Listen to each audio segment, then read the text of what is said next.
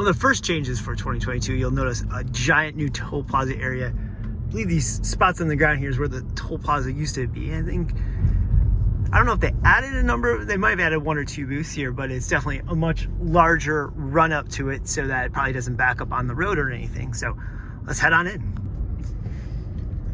And then coming through the toll booth, you'll realize that they switched the tram lane with the main driving lane.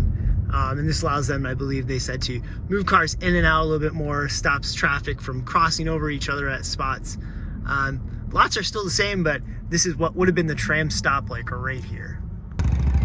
Which also means all brand new tram stops.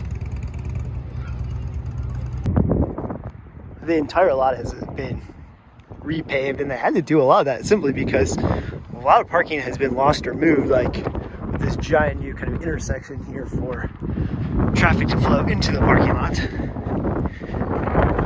Lost quite a few spots, but it's also good just to see parking lot upkeep. And this might not sound like the most exciting update. I mean, it isn't, but for a park that's getting more and more crowded by the year, it's good to see them invest in ways to improve efficiencies like this. Last video about parking and trams before we get in the park, I promise. But this is the new transportation center, they're calling it. You can see basically the whole first parking lot's been removed and replaced by this giant tram loading unloading area. Unfortunately, one thing that has not changed is lightning rod is still on 1 train operations, just like last year. Prepare to wait. The pizza restaurant across from the Dollywood Express received a complete facelift, patio update. Looks pretty good. Not open today, but it looks good.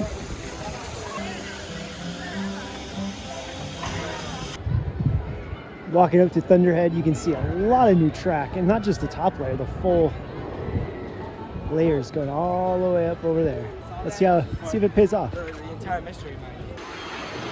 So from the station fly-through, kind of at the center of the frame there, all the way outbound, you can kind of see the new track behind the station there. It's fully retracted, and like I said, not just top layer replaced, but the whole stack of wood, which gives an incredibly smooth ride and very reminiscent of the 2000s era of this ride when it was, top 5 wooden coaster and ran flawlessly smooth. Fortunately, that makes the rest of the ride really stand out as being a little rougher. Still better than the last few years, so that's a positive. Hopefully they continue this over the rest of the ride, and I think it could be right back up there as one of the better coasters in the wooden coasters in the country. Walking into Wildwood Grove to check out the construction. I'll show some shots from the train right now. On the left is Wildwood Grove. Wildwood Grove on the left. Come all you rounders if you wanna hear story about the brave engineer. Casey Jones was the boar's name. On the 6th is the trip to the promised land. Casey Jones climbed in a kettle. Casey Jones, orders in his hand. Casey Jones, leaning out the window. By the but the man at the throttle is Casey Jones.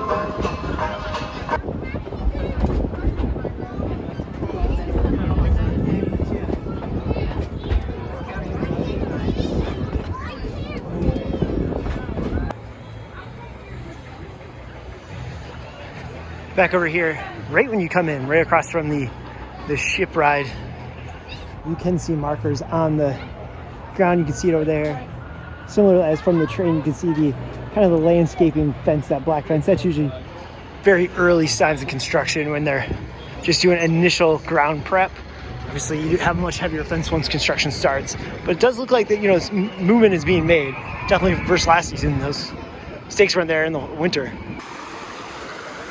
When I film this video at the same time next year, it should look very different, but essentially all the markers out there are true. The documents leaked are true.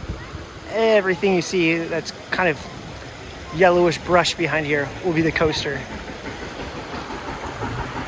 It's quite a big area when you think it's supposed to start behind that building there, follow this all, and a lot of elevation too. So you don't really see that in some of the leaked blueprints, but that's like 40, 50 foot hill right there that could be going up and down. So could have some nice elevation to it, considering the area behind that building is flat and lower from where we are now.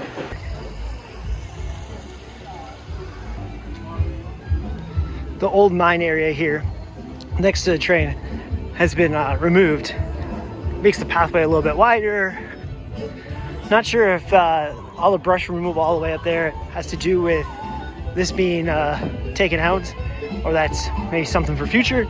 But either way, it does open up this area quite a bit. I mean, that's something the park has said in news releases for this year, that they want to widen the paths. And I know as enthusiasts, as park fans, well, that's not like the most exciting addition, but with the amount of money Dollywood's putting into hotels and resorts and all kinds of stuff, they want to grow attendance. And it's good to see that they are doing the, you might call it boring spend, but to fix up the park to allow for those higher crowds. Nothing's worse than a park that is not built to handle the big crowds. So there's a couple other areas here I'll show you where they, with lightning rod, where they widen the paths, and it does help. Another area here where they removed a couple buildings this year, and one of them was the small little Christmas shop, and made wider, more accessible paths here. The Emporium also got a complete makeover. Let's head in as we exit the park here and check it out. Definitely a nice upgrade. All these like photos and stuff are new in here. Nice big one area for cash registers. Makes it easy to buy stuff. A lot more Dolly specific stuff that I remember seeing in the past. Overall, good upgrade to the gift shop. Again, something that might not seem exciting, but it's good that they keep going back through and making all these improvements. As you leave, you no longer go to the right, you go to the left, to the giant transportation center I showed you earlier in the video.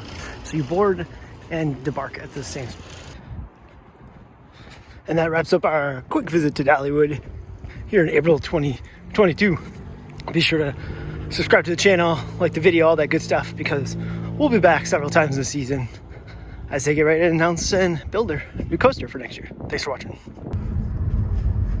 The only problem with this parking lot redesign is to exit, you have to go, I was parked in D, you have to go past C, B, A to the front gate.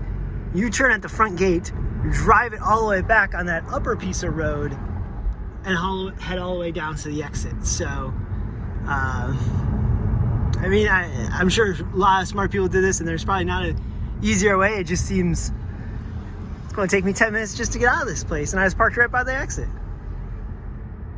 So yeah, I'm driving towards the park, and then I'll be coming down that road. So here I am at the front of the park, doing a U-turn to leave. So I walk out of the park, walk down the whole parking lot, get in my car, drive back to the park, and then drive back down the whole parking lot. Interesting. Bonus update, not Dollywood related, right across the street from the outlets, we have a new mountain coaster going in. See this taking shape over here, and it will go up this relatively small hill here. So kind of curious to see what it ends up doing, because not super high, but maybe it'll like go up and down a few times. I know a few of the mountain coasters, the one by Dollywood has like 4 lifts, so it might have something like that. You can see the track over here all in the parking lot. Let's drive on over. This is probably where the hill will go.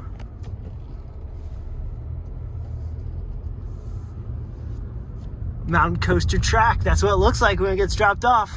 Nothing fancy. See, who knew? You didn't think you were just going to get one roller coaster construction update in today's video. Got 2. Bonus video. Like I said, right across from the outlets in Pigeon Forge.